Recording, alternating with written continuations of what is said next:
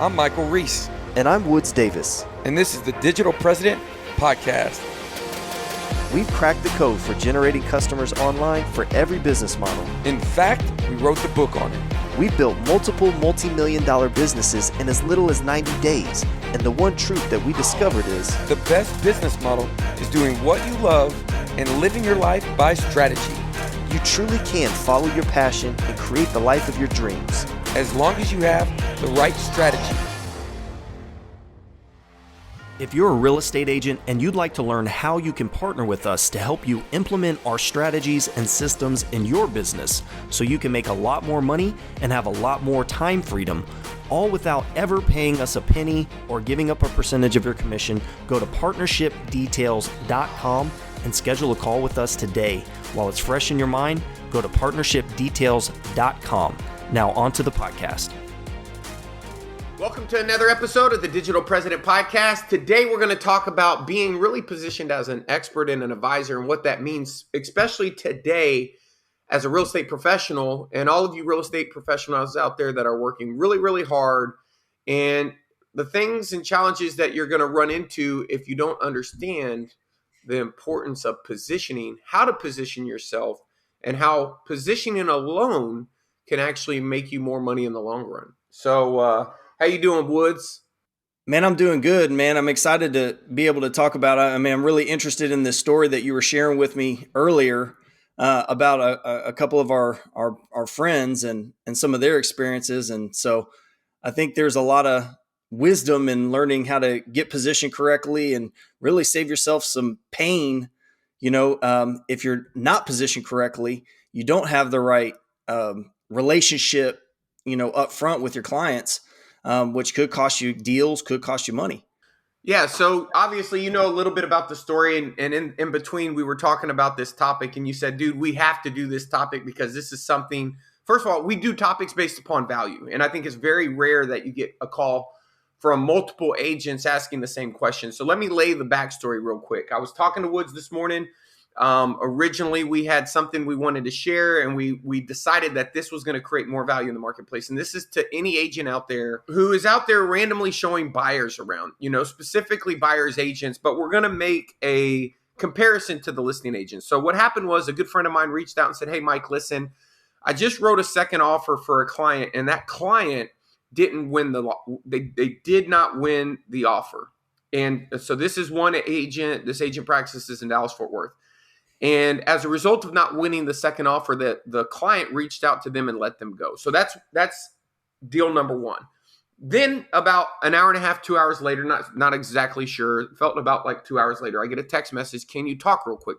Obviously, that doesn't really happen a lot, certainly not twice in a day. But obviously, when we partner with agents, we're there to help them with their business. And in critical moments, especially sometimes there's problems that somebody has. And this particular individual had a problem because he had found an amazing deal, and he's in Florida, and he brought it to investors. When he brought the deal to the investors, they wrote up the offer, did the whole thing. But one of the things that they did when they wrote up the offer is they sent him over a referral agreement because they wanted to get a portion of the commission back. And that wasn't discussed up front. That was discussed, when he sent over the offer. They sent him that in order, kind of in exchange for them to sign the offer. So two different scenarios. But let me explain what I told both of these individuals. First of all, we'll call the first guy Joe.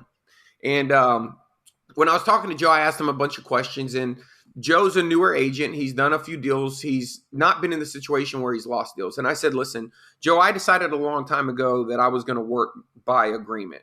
And so what I wanted to do was I said, would you ever go, list the house, do the write-up, make the property brochures, and schedule the Manaport, get your interior designer over there to give advice? Would you ever do that if the seller told you up front, hey, listen, after you make this huge investment of getting my home in the MLS, syndicating it with all the other websites, letting all the other agents know about it, letting the marketplace know about it, writing up the professional detailed descriptions, uploading it into showing services. Once you did all of the things on your checklist, I want the ability to call you the next day for no reason at all, and I want to be able to let you go. And again, listen, I'm all about risk reversal and I understand cancellation guarantees, but everything that you do, and there is a punchline here that I'm going to save till the end, which was my huge aha, and it's going to surprise everybody that listens. And so, first of all, I said, Jimmy, listen, your scenario's easily overcome. I used to, after I showed buyers, I remember showing some buyers around, showed them a lot of different houses, and decided up front, very early on that, hey, listen, I don't mind meeting you at a property. I don't even mind just showing you a handful of things, but we're going to go back to the office and I'm going to take control, and I'm going to take control of the situation by educating you and choosing to give you a presentation. So I asked both of these agents, did they complete the CHSA, CHBA training? That's a training that we gave for over a decade now, that we've provided to the real estate community, how to become a certified home buying advisor and selling advisor. One of the things is like in marketing, marketing's job is to put somebody into a sales process. But when you're now meeting with the client and you advance that relationship and you do it with no structure, you're not working by agreement. And we know that it's better to work by agreement, especially, in a situation where you're giving up your nights, your weekends. You're giving up working with other potential clients that you could be showing on a particular day, and you could get a return on your time. So meaning this Saturday, you're going to show these 2 clients. You're not going to have time for these other clients as a result. So which ones do you decide have priority? And then again, in exchange for it, how do you articulate your value, right? And I think this is really, 2 things. One is it's just an articulation of your value. I think that, if I ever prepared I wouldn't prepare the first offer. This person was having to do, Woods, a buyer's agency agreement in order to get their commission check. They were just doing it after they were already acting as the agent. When you prepare an offer, there's someone who represents the seller and buyer, and there's a formality, and that formality for Texas, that relationship is disclosed, who you represent and who the other party represents. In both of these scenarios, one was the investor. I said, listen, you found the property, you let them know about it. You could have easily presented them with all of the same information, and in exchange of telling them the address or the location, you could have sent over an agreement of how you were going to work on that transaction specifically. You could have limited to a neighborhood, a transaction, an area, but at least when because this individual went down, drove 30 minutes to the property, videoed the property, all of these different things, and now he has a buyer who's wanting to compete with other buyers, and in order to be aggressive, now he wants in other words, instead of tapping into his margin, he wants to tap into the money that you've earned, right? Because simply if you would have had 5 different investors and you presented to all 5 investors how you wanted to operate, and one chose not to operate the way that you intended, which is what this person was. This person was in a situation where he was now being forced to do business in a way that he didn't agree with in arrear of exchanging the value up front, right? And so when you can't articulate your value, then obviously, and you're skipping that step, 2 things are happening. First of all, you can get better at articulating your value. You're not doing it because there's pain associated with it and you don't understand it.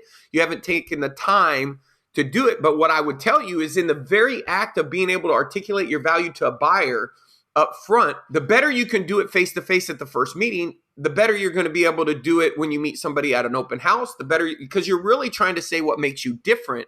And in exchange for working with you underneath, within this pre-frame of what makes you different, here's the exchange of how I'm able to work with you, right? And so for me, and this is me understanding that, there's different types of buyers. Obviously, there's buyers that are approved. There's buyers who are not approved. And we all know that there's buyers out there right now that agents are working with that are not approved. Part of the buying process for your own time should be to get people approved before you start engaging in that relationship, before you start working with that client over another client. And when I say working, I'm saying going actually out into the marketplace to help them buy a house. All of that is common sense. All I'm saying is, in that same methodology of common sense that you would never show a buyer a house, if they weren't approved to buy the house. If they're not approved to work within your standards, within your guidelines, within a relationship that has to be defined anyway for you to ultimately work and get paid, then why wouldn't you want to have that conversation up front? And the reason why is because you don't know how to have that conversation up front. And value not articulated, value not appreciated, is value not, right? And so Yeah. when you can't articulate your value, they won't appreciate your value. So it's really due to a lack of training. And I told both of these agents, how many times does this have to happen over your career in order for you to decide that this is a priority? Does it have to happen once? Does it have to happen twice?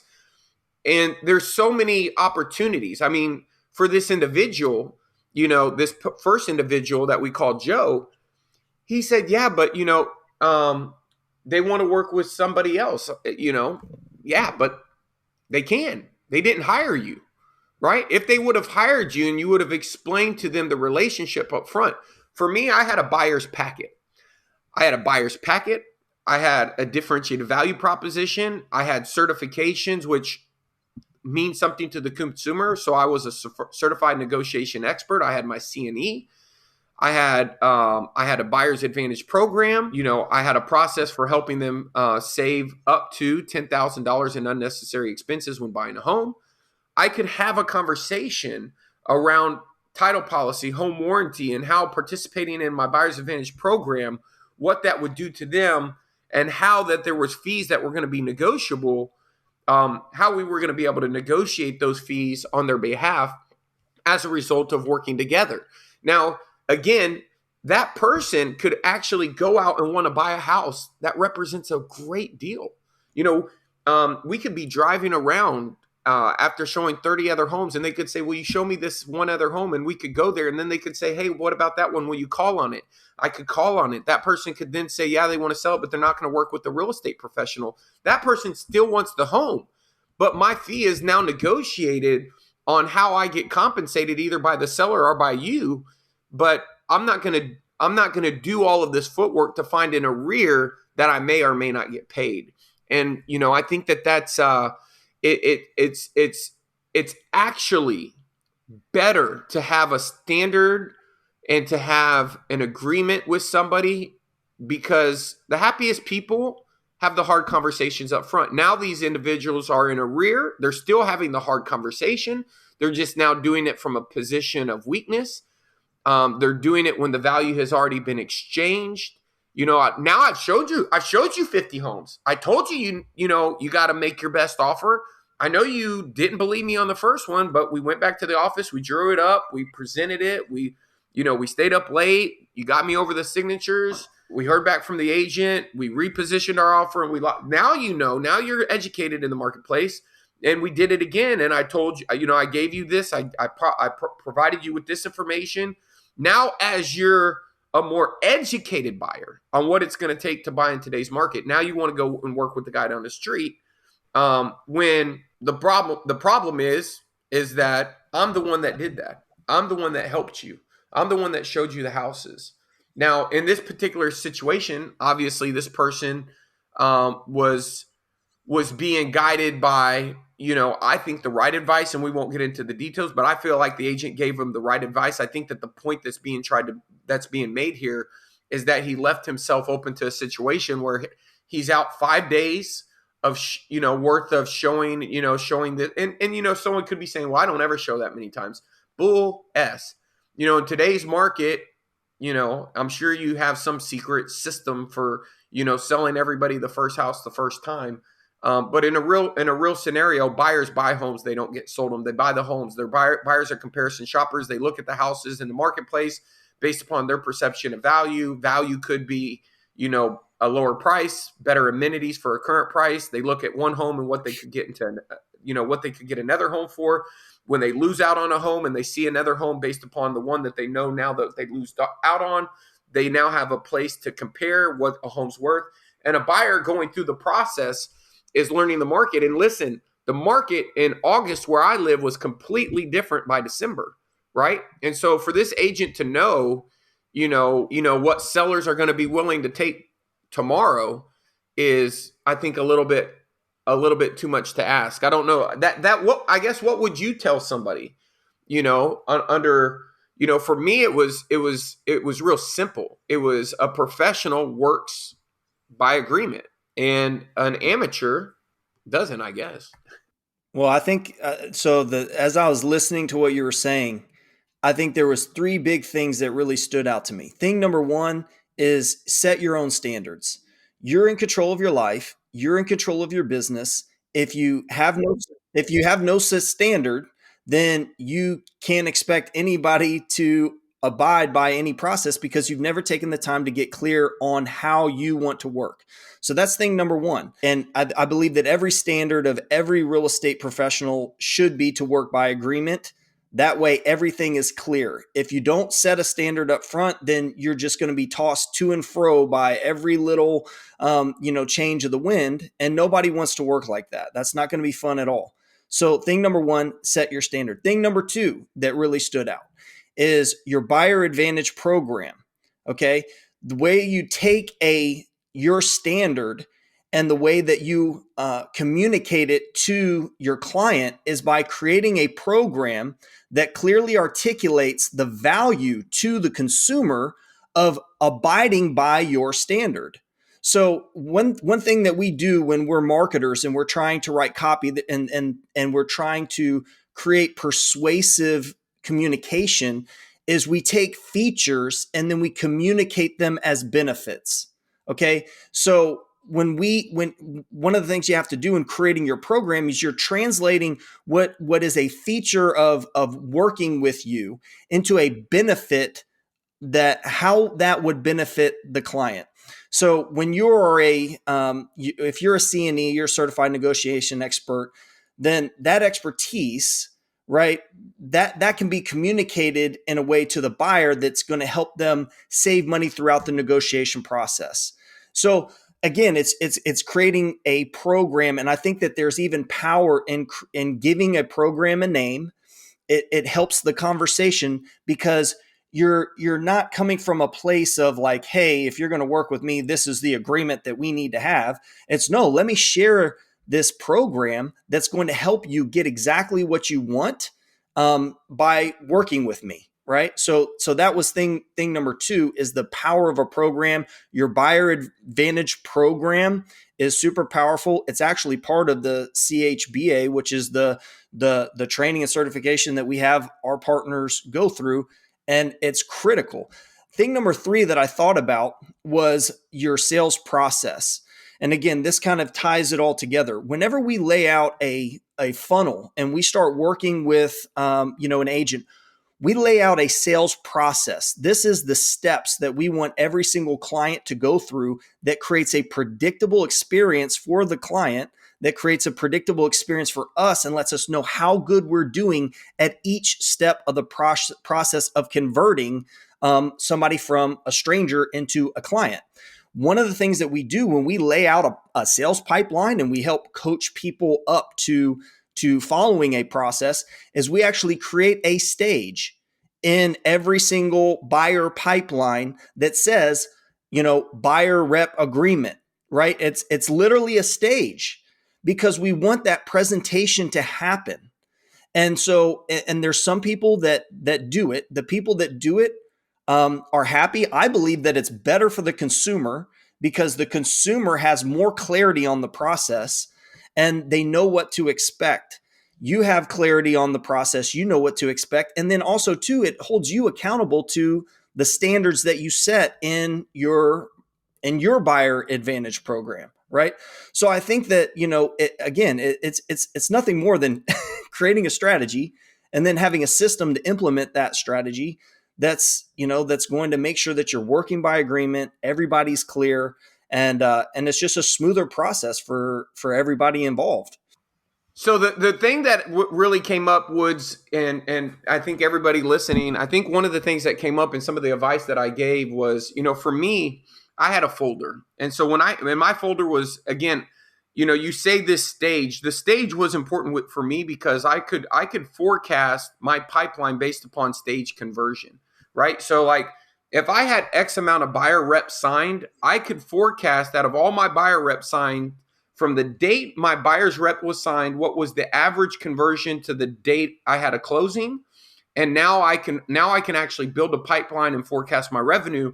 And for me, buyer reps meant they represented income, right? It was like, okay, not 100% of the people that sign the buyer reps close, but let's say if it's 73% of them close and they close with an average of 78 days, and I got 5 signed this week, for me, that became the KPI. And if somebody didn't sign one, it was meaning that I was not able to do the sales process and get them to agree to work with me. And sometimes getting them to sign that, the act of getting them to sign that also included and was not limited to the process of getting them bought into buying a home. Because just because they looked at homes doesn't mean that they went through the process and the true objections were handled to move them to the next step of commitment. And signing that agreement to them was almost like signing the agreement to the house. It showed a level of commitment for them to move forward in the process. And so I could then naturally weed out who was at my looky-loo phase. And so for me, I would meet with the customer once or twice because I understood, now not all the time. If I felt like there was some shenanigans going on, then that was my filter of kind of checking the prospect to see how committed they were. If my time was very limited, and like let's say I have 8 clients that are all, I showed them one house. Well, first of all, when I show you a house, I'm giving you the IABS form, which is going to disclose the terms of our relationship. I'm going to give it to you in a folder, and here's what I'm going to say. I'm going to say, listen, there's two other things. I put in a blank contract. Now, this person said, well, all my stuff's digital. Then this would be in the nice to meet you email. And I would say, hey, due to the fast changing nature of the market, when you see the house that you want, there could be multiple offers, and we're going to have to make an offer quickly. And in making the offer, we have to disclose who's representing you. We have to present what you're offering to pay for the home. We have to obviously present that you're qualified to pay for the home. In every transaction, it's a dual agency state. Now, every state is different, but in ours, our agreement with our clients are done in writing. And so what I did was I put a blank copy of all of that in there. And the reason being is when we meet next time, if you have any questions, you could review it, because these are things that you might have to end up signing real quickly and not feel as comfortable. And so my advice to all buyers is get comfortable with those of the language. The good news is they're promulgated forms, meaning they're fill in the blank, so you can read them. If you have any questions, I can answer them when we meet up next. I do have another list of homes that we can go out and look at on Saturday. What I'm going to do for you is XYZ, XYZ. Also, I slipped in something there called our Buyer's Advantage program. I'll send you an email that outlines it as well. It's some other benefits that you can get when working with us. Again, if I meet somebody at an open house, I'm going to have a blank one of those, right? My goal in every showing is to get that client back to the office to have a formal meeting. Some people won't go out and show that client without that meeting. Some people are doing those meetings over Zoom very, very successfully and getting them. So the question is that how are you presenting it? Like Wood said, is there a way that you can articulate your value better? Maybe there's things that you currently do that you don't see as valuable, right? So maybe for us, I don't want to get into too much of the mechanics of the Buyer's Advantage program, although that would make this a great killer podcast. I also think it would give some people a little bit of confusion. I think the point of this podcast is, hey, listen, be a professional, work as an advisor. And for me, I think, getting a program in place, understanding those critical meeting points and having your ability to build a bridge to this conversation in any situation, whether it's whether it's at the first meeting, whether it's over the phone for an out-of-town buyer on a Zoom, whatever it is, work this into your sales process. And I think you'll be extremely happy that you did. Obviously, I want to end with the punchline here. And this is a caveat. The truth is, for me, what are you going to say? You're smiling. No, I'm just curious. I'm waiting for the punchline. Yeah, the punchline is that, if somebody didn't want to work with me personally, I would always want to be in a situation where my marketing was so good that I didn't have to work with people that didn't want to work with me. if somebody didn't want to work with me and truly wanted to get out of that agreement, there's one thing if I showed them a home 3 times and I was out of town on Sunday and didn't get back till 3 and they wrote an offer at 2, there's certain levels of protection that I think are just, gross negligence on the other agent for not asking if they're already working with somebody, or, unethical behavior from the buyer. Outside of things like that are just core value.